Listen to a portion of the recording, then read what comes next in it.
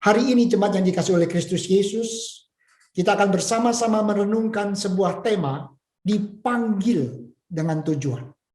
Dan dasar dari renungan firman Tuhan hari ini akan terbaca dari Yeremia pasal 1 ayat 1 sampai ayatnya yang ke-10. Demikian bunyi sabda firman Tuhan. Inilah perkataan-perkataan Yeremia bin Hilkia dari keturunan imam yang ada di Anatot di tanah Benyamin. Dalam zaman Yosia bin Amon, Raja Yehuda, dalam tahun yang ke-13 dari pemerintahannya, datanglah firman Tuhan kepada Yeremia. Firman itu datang juga di zaman Yoyakim bin Yosia, Raja Yehuda, sampai akhir tahun yang ke-11, zaman Sedekia bin Yosia, Raja Yehuda, hingga penduduk Yerusalem diangkut ke dalam pembuangan dalam bulan yang ke-5. Firman Tuhan datang kepadaku bunyinya, sebelum aku membentuk engkau dalam rahim ibumu, aku telah mengenal engkau, dan sebelum engkau keluar dari kandungan, aku telah menguduskan engkau. Aku telah menetapkan engkau menjadi nabi bagi bangsa-bangsa. Maka aku menjawab, ah Tuhan Allah, sesungguhnya aku tidak pandai berbicara, sebab aku ini masih muda. Tetapi Tuhan berfirman kepadaku, janganlah katakan aku ini masih muda, tetapi kepada siapapun engkau kuutus haruslah engkau pergi, dan apapun yang kuperintahkan kepadamu, haruslah kau sampaikan. Janganlah takut kepada mereka, sebab aku menyertai engkau untuk melepaskan engkau. Demikianlah firman Tuhan. Lalu Allah mengulurkan tangannya dan menjamah mulutku. Tuhan berfirman kepadaku, sesungguhnya aku menaruh perkataan-perkataanku ke dalam mulutmu. Ketahuilah, pada hari ini aku mengangkat engkau atas bangsa-bangsa dan atas kerajaan-kerajaan untuk mencabut dan merobohkan, untuk membinasakan dan meruntuhkan, untuk membangun dan menanam. Sampai di sini pembacaan firman Tuhan. Yang berbahagia adalah kita semua yang boleh membaca, merenungkan sabda firman Tuhan ini, tetapi yang juga mau melakukan dalam hidup kita setiap hari. Mari kita tundukkan kepala sebelum kita bersama-sama merenungkan firman ini lebih lanjut. Bapa yang di sorga, sungguh kami bersyukur hari ini Engkau boleh membawa kami untuk bersama-sama menghadap takhta hadirat-Mu. Sekalipun kami masih tinggal di dalam lingkungan di mana pandemi COVID belum berakhir, tetapi kami tetap percaya Engkau adalah Allah yang berdaulat atas sejarah hidup kami, hidup anak manusia, dan Engkau Allah yang tahu bagaimana menggenapi janji-janji-Mu dan mengutus setiap anak-anak-Mu untuk hadir di tengah-tengah zaman yang sudah semakin tua ini menjadi alat bagi kemuliaan. Berikanlah hikmat kepada hamba-Mu yang akan menguraikan kebenaran firman-Mu pada hari ini.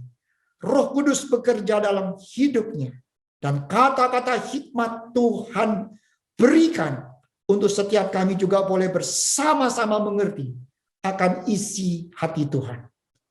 Terima kasih Bapa. Dalam nama Tuhan Yesus kami berdoa. Amin. Jemaat yang dikasihi oleh Kristus Yesus, Nabi Yeremia merupakan seorang nabi yang sebetulnya lahir dalam keluarga imam. Dia melayani hampir 40 tahun di masa pemerintahan 5 raja yang pada waktu itu sebenarnya menjadi pimpinan di tengah-tengah umat bangsa Israel. Dia hidup di satu masa yang tidak mudah. Satu masa yang boleh kita katakan masa yang gelap. Karena pada waktu itu, saudaraku sekalian, pemerintah itu gagal untuk bisa mensejahterakan rakyatnya.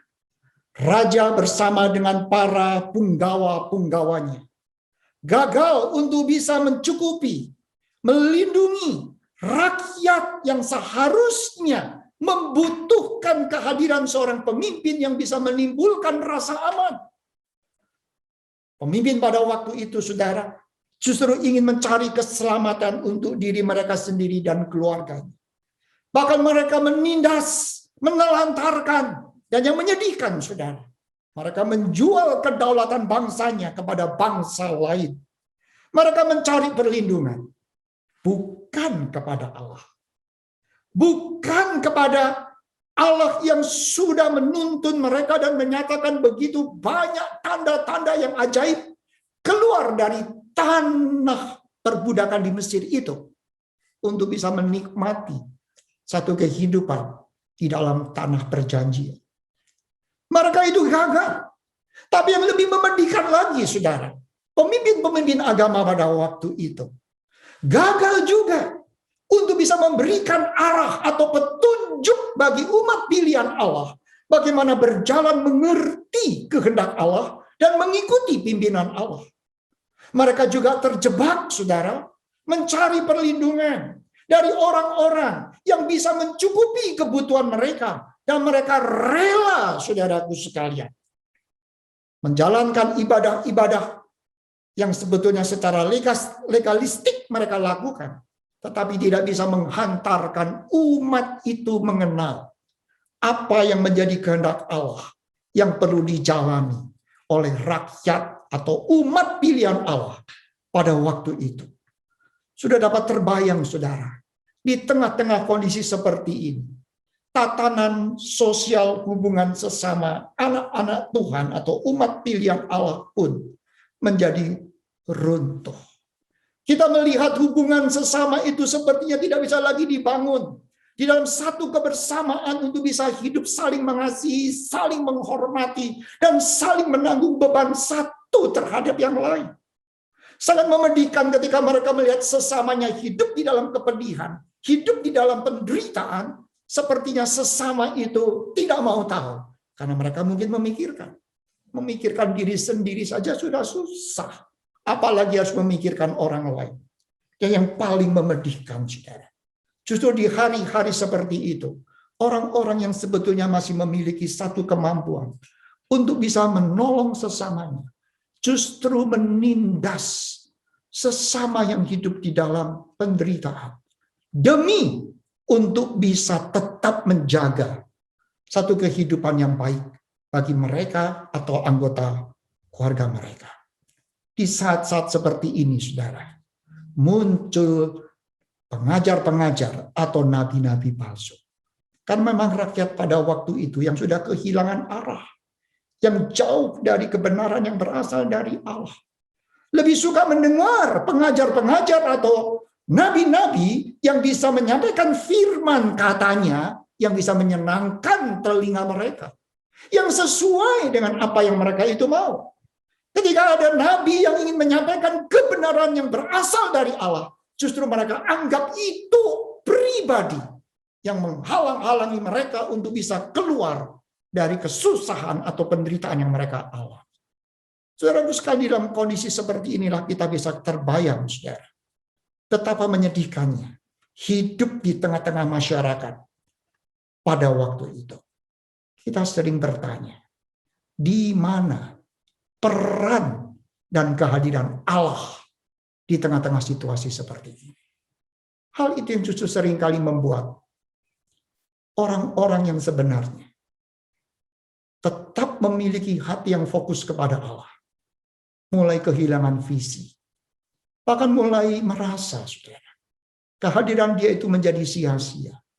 Kehadirannya akhirnya tanpa disadari membuat mereka sepertinya acuh tak acuh mengikuti orang-orang yang ada di sekeliling mereka.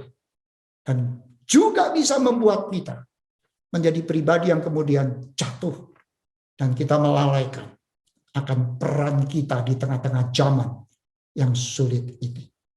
Saudaraku sekalian, di mana Allah? Kalau Anda membaca kitab Yeremia, Anda tetap akan tahu Allah tetap adalah Allah yang hadir di tengah-tengah bangsa Israel. Dia tahu karena dosa.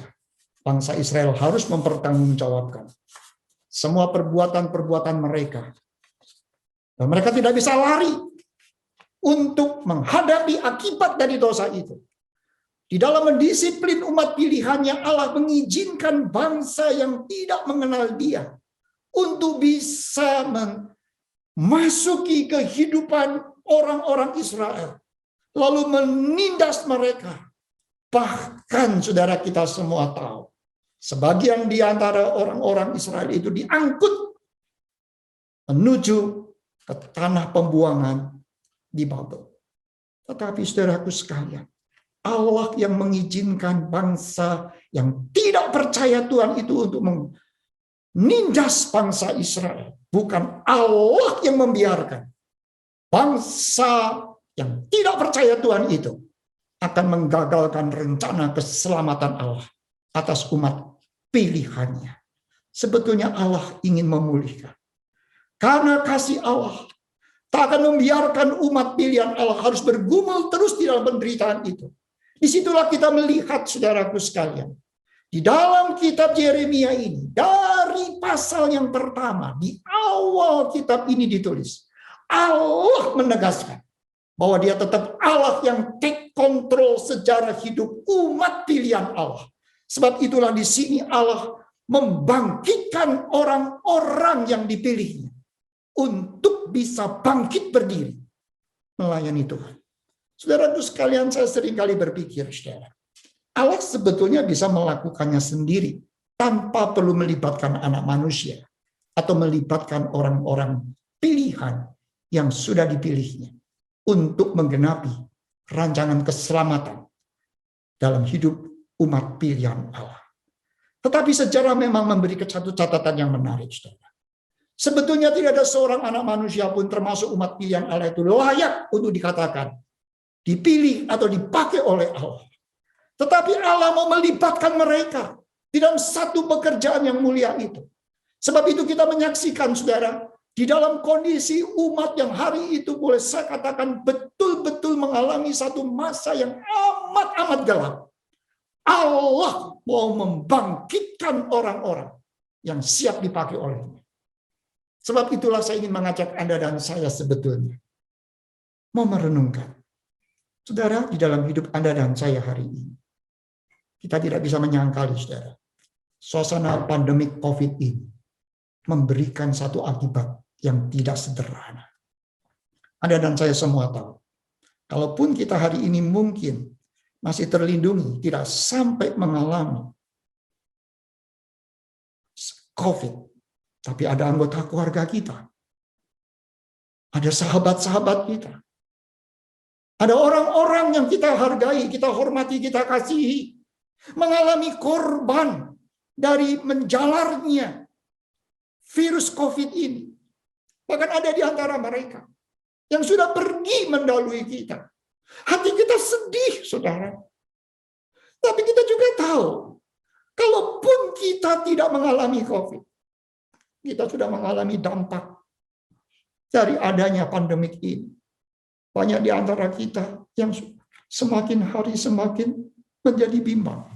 Apa kita masih bisa bertahan menghadapi masa yang tidak mudah ini?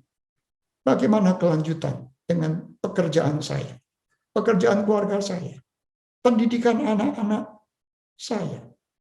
Bagaimana kita masih bisa melewati saat-saat yang sulit? Karena untuk keluar rumah saja hari ini, kita itu merasa takut. Karena kita tidak tahu, saudara, dengan siapa kita itu ketemu. Orang itu masih betul-betul terbebas dari COVID, atau orang itu mungkin sudah membawa virus yang bisa sewaktu-waktu menular kepada orang-orang yang berpapasan dengannya. Kita sudah belajar untuk bisa berjaga-jaga, tapi kita suka mendengar banyak sahabat-sahabat kita terpapar di tengah-tengah kondisi yang mereka tidak duga.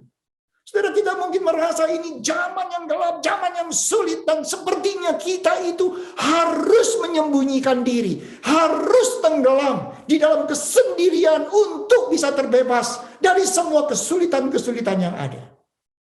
Tapi justru di saat-saat seperti ini, saudara, membaca kitab Yeremia Saya justru ingin mengajak Anda berpikir, kalau Allah hadir, dan kalau Allah melihat semua perkara ini, apakah Allah akan tinggal diam, saudara?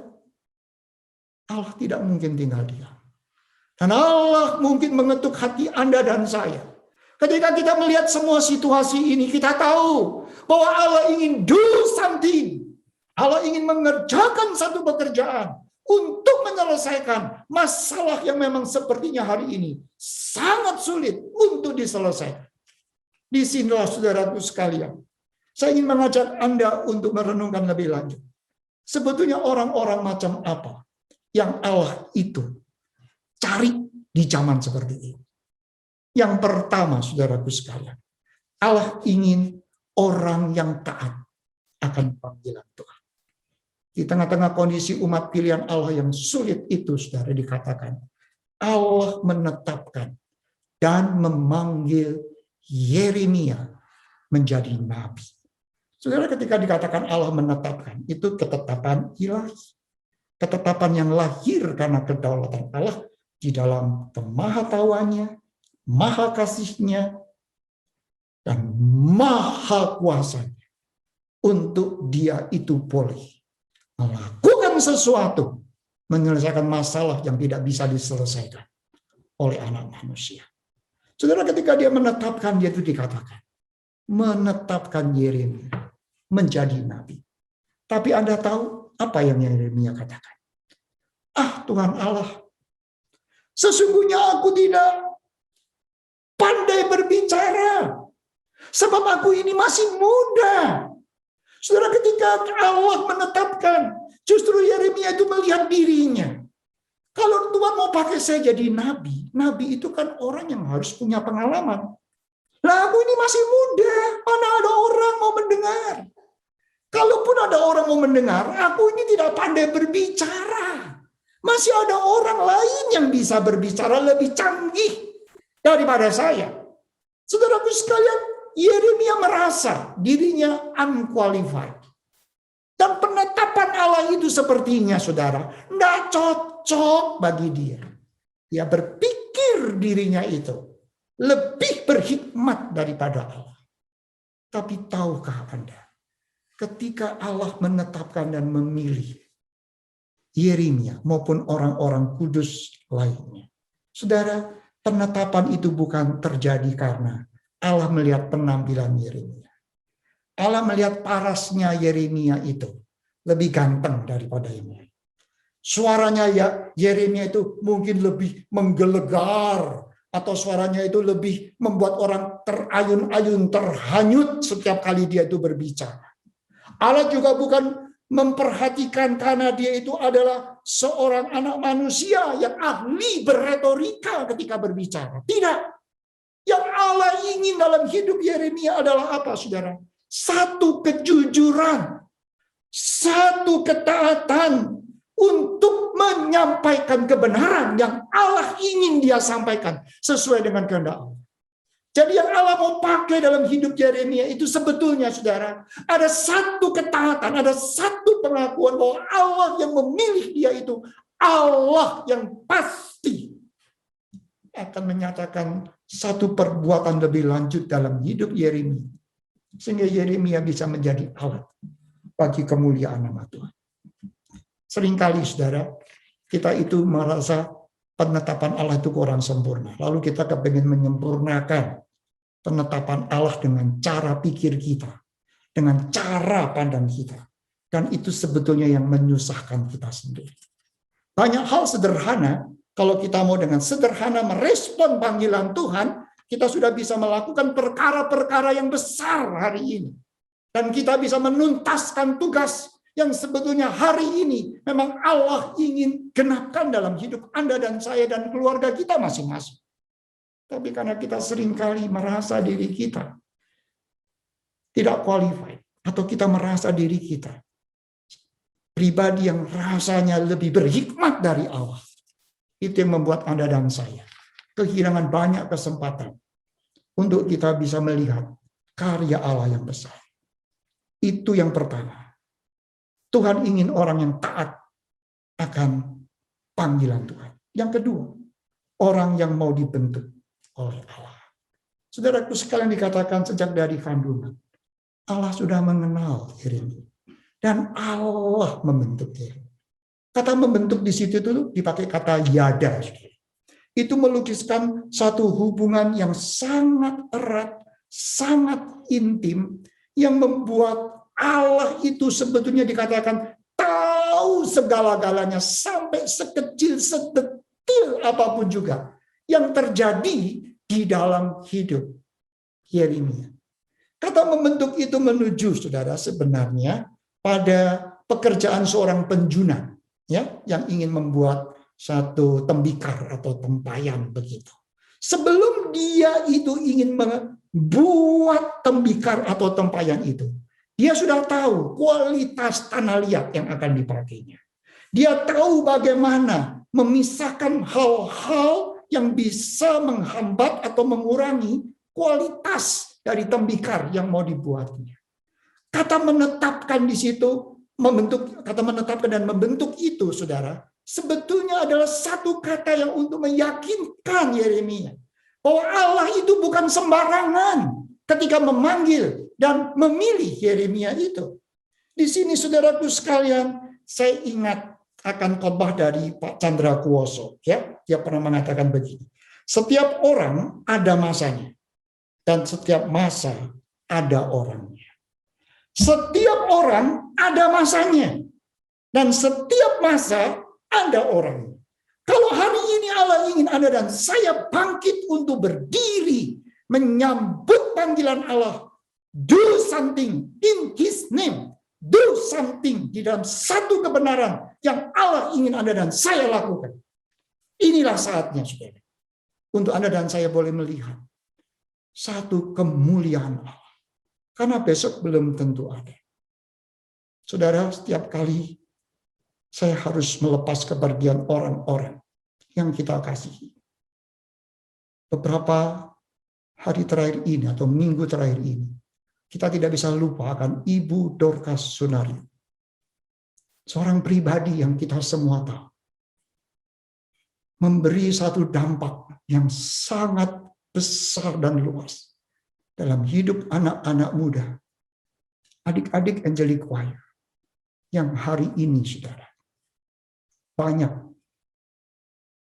yang ada di tengah-tengah kita menjadi saluran berkat juga bagi banyak orang. Saudara, kita tidak bisa lupa pribadi orang seperti Ibu Dorcas yang memiliki hati yang ingin memberikan apa yang bisa dia berikan.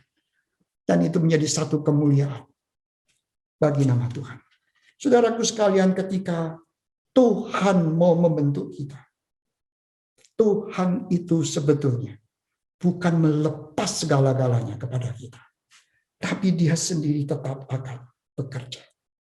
Seringkali, saudara, penderitaan Tuhan izinkan untuk Anda dan saya tahu bagaimana bersimpati terhadap sesama. Seringkali juga Tuhan izinkan kita boleh mengalami satu kelebihan, supaya kita bisa memiliki satu belas kasihan kepada sesama. Yang hari ini, saudaraku sekalian, sungguh menantikan belas kasihan dari Tuhan. Tuhan membentuk dengan berbagai macam cara dalam hidup Anda dan saya, supaya kita bisa menjadi apa, saudara? Orang-orang yang hidupnya menyaksikan kemuliaan Tuhan. Yang ketiga, saudaraku sekalian, Tuhan ingin kita menjadi orang yang rela dikuduskan oleh Tuhan. Allah mengatakan, Yeremia bukan hanya dikenal dan dibentuk, tapi juga dikuduskan. Artinya apa? Dikhususkan bagi Tuhan. Dikhususkan untuk apa? Dikhususkan untuk betul-betul bisa hidup totally siap menjalankan perintah Tuhan. Kata dikuduskan di situ merupakan suatu proses perjalanan, saudara. Semakin hari semakin serupa dengan pimpinan dan kehendak Tuhan sendiri. Ada satu proses yang mengubah arah hidup. Yang semula mungkin dulunya ingin mencari kepuasan atau pujian untuk diri sendiri. Sekarang saatnya Dia bisa merelakan. Kepujian itu bukan untuk diri dia, tapi untuk kemuliaan nama Tuhan. Satu proses di mana kita juga bisa mengingat seperti apa yang pernah dikatakan oleh Tuhan Yesus sendiri. Ranting-ranting yang kering, yang menghambat cabang atau ranting itu menghasilkan buah, akan dipotong. Satu saat yang mungkin rasanya tidak mudah, saudaraku sekalian. Tetapi kalau roh Tuhan bekerja dalam hidup Anda dan saya, pengudusan itu merupakan satu anugerah yang besar, saudaraku sekalian. Jangan keraskan hati Anda dan saya. Di tengah-tengah kondisi sesulit apapun juga, ketika Allah sudah mengetuk hati Anda dan saya, relakanlah Roh Kudus bekerja secara penuh utuh dalam hidup Anda dan saya. Dan kita mau betul-betul, saudaraku sekalian, mengikuti pimpinan Tuhan lebih lanjut. Karena Tuhan yang akan menggenapi segala-galanya. Sekali lagi saya ingin tekankan. Ingin menyatakan kemuliaan dalam hidup Anda dan saya. Tapi juga dalam hidup orang-orang yang ada di sekeliling Anda dan saya. Itu poin yang ketiga. Poin yang keempat, saudara. Siapa yang Allah ingin cari? Orang yang rela diutus oleh Tuhan. Saudaraku sekalian, ada satu hal yang menarik.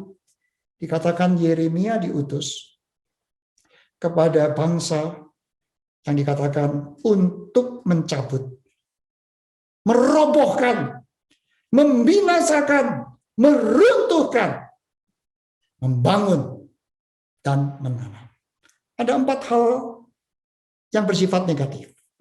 Mencabut, merobohkan, membinasakan, meruntuhkan.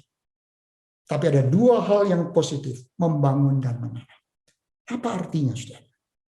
Hidup Yeremia diundang untuk berani menyuarakan suara bangsa yang sesat untuk bisa kembali, meninggalkan semua kesesatan, membuat satu reformasi yang menuntut bangsa ini bisa kembali kepada kebenaran. Lalu membangunnya dan menumbuhkan sesuatu yang baik kembali.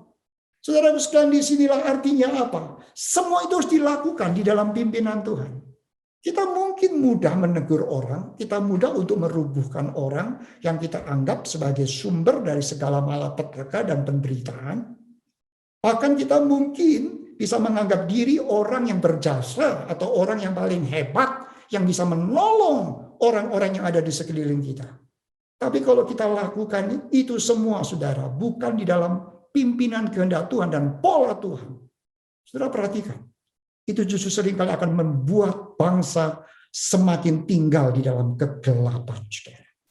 Allah ketika mengutus Yeremia, Allah ingin Yeremia betul-betul punya hubungan yang intim dengan Tuhan. Cara pikir Yeremia harus menjadi cara pikir Tuhan. Pola pikir Yeremia menjadi pola pikir Tuhan. Sebab itu Anda pasti ingat. Yeremia pasal 9, ayat 23 sampai yang ke-24 mengatakan demikian. Janganlah orang bijaksana bermegah karena kebijaksanaannya. Janganlah orang kuat bermegah karena kekuatannya. Janganlah orang kaya bermegah karena kekayaannya. Tetapi siapa yang mau bermegah, baiklah bermegah karena yang berikut, bahwa ia memahami dan mengenal aku, bahwa akulah Tuhan yang menunjukkan kasih setia, keadilan, dan kebenaran di bumi. Sungguh semuanya itu kusukai. Demikianlah firman Tuhan. Saudara, Yeremia diminta bukan mengandalkan pengalaman atau kemampuan-kemampuan dia yang dia miliki saat itu. Saudara, kita mungkin bisa menggunakan segala pengalaman kita berhasil di bidang ilmu tertentu, bahkan di dalam usaha kita, di dalam perusahaan kita, dan lain sebagainya. Tapi ingat, saudara, ketika kita mau dipakai oleh Tuhan, semua itu harus ditaklukkan di dalam pimpinan Tuhan, saudara. Ada yang memang Tuhan ingin kita bisa gunakan itu. Tapi ada yang Tuhan ingin kita tinggalkan karena tidak tepat dengan apa yang menjadi cara Tuhan. Yeremia diundang untuk berani, dan disitulah dia mengalami, saudara, ada hal yang dia tidak suka. Saya terbayang, saudara, bagaimana orang suka tinggal di dalam sumur sambil berkhotbah, saudara. Tetapi disitulah Yeremia bisa menerima. Jadi ada hal yang dia suka, Tuhan nggak kasih. Ada hal yang dia tidak suka, justru itu yang Tuhan itu tuntun. Tapi itulah arti pengutusan. Dan di sini kita lihat, alat yang mengutus melengkapi Yeremia. Dikatakan di dalam ayat yang ke-6, sesungguhnya aku menaruh perkataan-perkataanku ke dalam mulutmu. Allah bukan melepas Yeremia begitu saja. Allah melengkapi. Dan Allah menganugerahkan satu sukacita yang besar dalam hidup Yeremia. Sehingga dia itu mampu, saudara, menyelesaikan tugasnya itu. Dan yang terakhir, saudara, Tuhan itu mau memakai orang yang percaya akan penyertaan Tuhan. Saudara, ini hal yang menarik.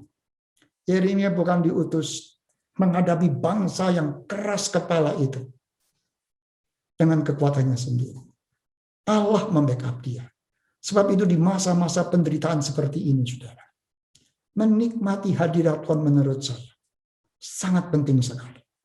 Kalau boleh, saudara, setiap pagi Anda bangun menyambut matahari pagi, masih Tuhan anugerahkan bersinar, memberi kesegaran dan kehangatan dalam hidup Anda dan saya. Nikmati lebih awal dari segala-galanya kehadiran Tuhan dalam hidupmu dan hidupku. Nikmati dia secara nyata, saudara. Karena disitulah sumber kekuatan Anda dan saya. Ketika Anda boleh tahu bahwa Allah tetap take control hidup Anda dan saya, anggota keluarga kita, dan orang-orang yang ada di sekitar kita, dan Allah mau menjadikan Anda dan saya alat bagi kemuliaannya. Tahukah Anda? Allah akan menyatakan berbagai macam hal yang tidak pernah Anda pikirkan semula. Allah bukan lagi bisa mencukupi kebutuhan Anda dan saya. Tapi Allah memampukan Anda dan saya membayar harga sesuatu yang semula tidak mungkin bisa kita lakukan, saudara. Saudara ingat akan Stefanus? Sekalipun harus menghadapi batu yang dilemparkan untuk membunuh dia. Dia dengan muka yang penuh dengan kemuliaan. Dia bisa berkata, Bapa, ampuni mereka. Karena mereka tidak tahu apa yang mereka perbuat. Dan dia melihat anak manusia duduk di sebelah kanan Allah. Anda juga pasti mengingat bagaimana Paulus, Petrus pernah dipenjara dan difitnah oleh orang yang tidak suka. Tapi di situ mereka bisa menanggung semua itu di dalam anugerah kemurahan Allah.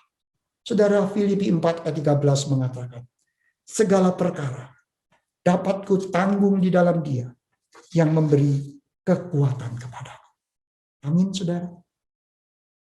Menyimpulkan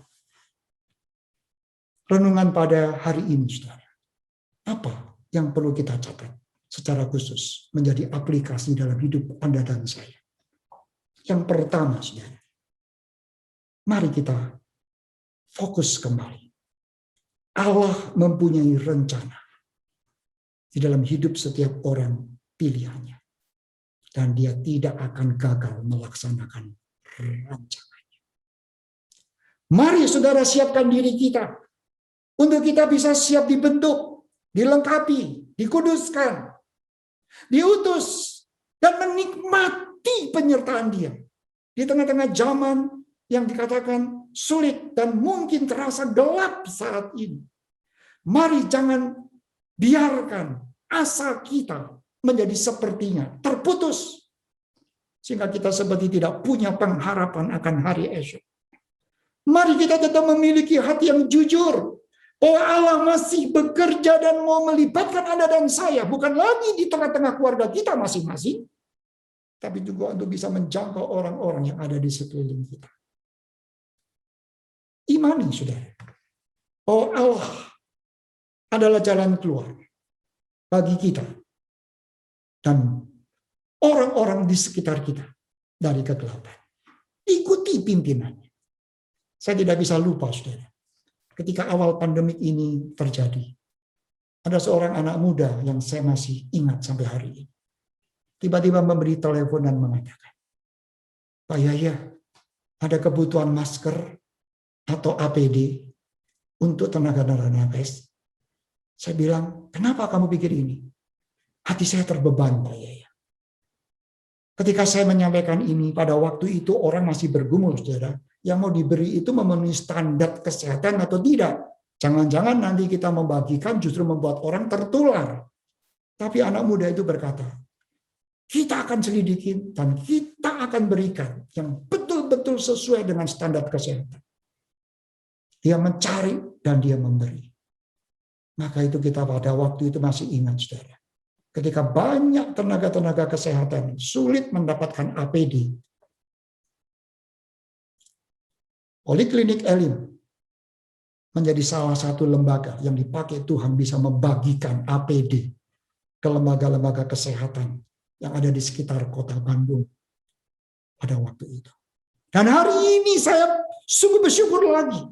Banyak anak-anak muda ketika melihat ada masalah-masalah di mana sesama kita membutuhkan tabung oksigen atau oksigen.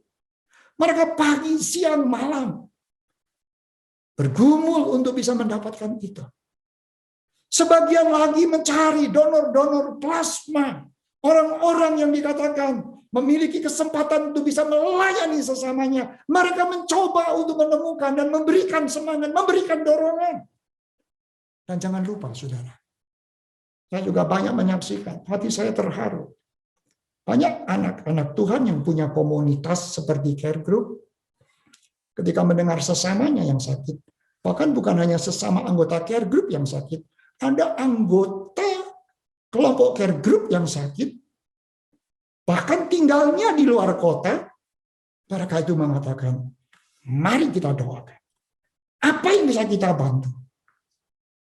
Saya masih sering mendengar, saudara, mereka berkata, kalau kita harus berbuat, kita tidak boleh tinggal diam. Kalau Tuhan masih memberi kita kekuatan, kita tidak mau berhenti. Kita mau maju terus. Saudara, itu membuat hati saya terharu. Dan saya tahu, itu memang cara Tuhan untuk menyatakan kemuliaan dalam hidup Anda dan saya. Ini saat kita harus berani mengulurkan tangan. Ini saat untuk kita harus berani memberkati. Ini saat untuk kita harus berani rendah hati berkata, Tuhan, segala sesuatu yang kami punya milik-Mu, termasuk hidup saya dan hidup Anda hari ini. Milik Tuhan, bukan? Kalau Tuhan mau pakai Anda dan saya, apakah kita masih mau menahannya? Padahal itu milik Dia, saudara. Dan yang terakhir, saudara, mari kalau Tuhan izinkan kita boleh melayani. Kita melayani sampai akhir. Kita tidak ingin memulai dengan baik.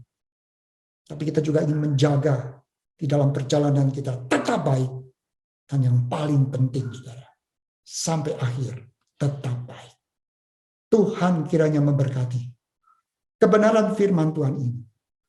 Dan Tuhan memberikan kita satu sukacita untuk tetap bisa berkata, Tuhan, di tengah-tengah zaman ini, Engkau tetap Tuhan yang hidup. Allah yang kekal. Allah yang tetap berkarya. Jaga aku. Lindungi aku. Berkati aku. Aku dan seisi anggota keluargaku. Bahkan aku dan seisi anggota keluargaku dan keluarga besarku. Hii Hok Im Tong. Amin. Mari kita berdoa.